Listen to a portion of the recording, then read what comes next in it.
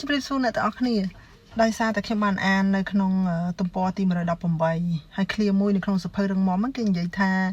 កុំពឹងផ្អែកលើអ្នកដតីពីព្រោះនៅពេលដែលអ្នកគ្មានពន្លឺសំបីតែស្រមោលក៏ចាក់ចេញពីអ្នកដែរដូច្នេះនៅក្នុងឃ្លាហ្នឹងខ្ញុំចង់ទាញឧទាហរណ៍នៅក្នុងជីវិតជាក់ស្ដែងមួយថាជីវិតរបស់យើងម្នាក់ៗពេលដែលយើងកើតមកលើភពផែនដីហ្នឹងយើងកុំយកជីវិតរបស់យើងឬមួយក៏ពាក្យមួយគេច្រើននិយាយថាយកព្រេងវាសនាយកអនាគតរបស់យើងទៅផ្ញើនៅលើអ្នកដតីក្រៅពីខ្លួនឯងទោះបីជាបុគ្គលនឹងជានរណាក៏ដោយ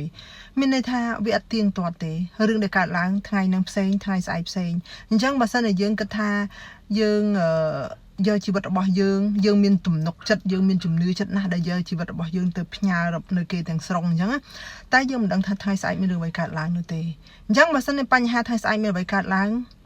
យើងអត់មានអីទេមានន័យថាសំបីតែសមោលក៏ចាក់ចោលយើងដែរនៅពេលដែលយើងគ្មានពន្លឺអញ្ចឹងនៅក្នុងនោះខ្ញុំចង់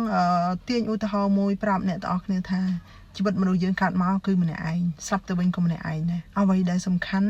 គឺព្យាយាមប្រើសក្តានុពលឬមួយក៏សមត្ថភាពយើងហ្នឹងឲ្យអស់ពីក្នុងខ្លួនតែប៉ុន្តែមនុស្សយើងកើតមកឆ្លាតវៃនៅពេលដែលយើងឆ្លងកាត់បទពិសោធន៍នៅក្នុងជីវិតពីមួយដំណាក់កាល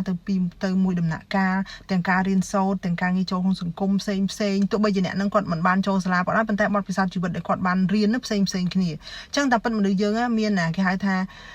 ដងពីធម្មជាតិឬមួយក៏សមត្ថភាពពីធម្មជាតិមកផ្សេងគ្នាប៉ុន្តែគាត់ថាពេលខ្លះយើងអត់ចេះយកវាមកប្រើឬក៏យើងមិនដឹងថាតើវាលាក់កប់ទុកនៅកន្លែងណាមួយប៉ុន្តែដល់ពេលវេលាណាមួយយើងអាចជួបនរណាគេម្នាក់ដែលគេអាចឆ្កឹះយកមកប្រើឬមួយក៏ដល់ពេលវេលាណាមួយដែលយើងដឹងថាអ្វីដែលយើងបានឆ្លងកាត់ហ្នឹងវាច្រើនណាស់មកហើយអញ្ចឹងយើងអាចយកទាំងអស់ហ្នឹងមកធ្វើជាបទពិសោធន៍ដើម្បីជីវិតរបស់យើងបានអញ្ចឹងខ្ញុំគិតថាមនុស្សយើងកុំចាំឲ្យខ្លួនឯងអស់ពន្លឺកុំចាំឲ្យពេលដែលយើងអស់ពលឺហើយសមោលទៅចោលយើងហើយអញ្ចឹងនៅពេលដែលកំ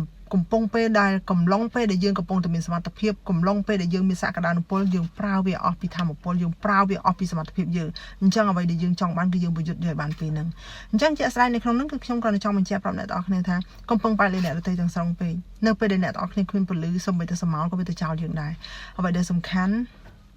រឹងមាំជាខ្លួនឯងដោយក្នុងភើមក្បាលដែលខ្ញុំទៅសេអញ្ចឹងចំណងជើងគឺរឹងមាំជាខ្លួនឯងនៅពេលដែលយើងរកខ្លួនឯងឃើញនៅពេលដែលយើងដឹងអំពីគោលដៅរបស់ខ្លួនឯងដឹងពីសមត្ថភាពរបស់ខ្លួនឯងអូខេអត់បញ្ហាទេមិនថាអ្នកណាចាក់ចេញពីយើងអ្នកណាទៅចោលយើងក៏យើងអាចរស់ដោយខ្លួនឯងបានដែរអរគុណច្រើន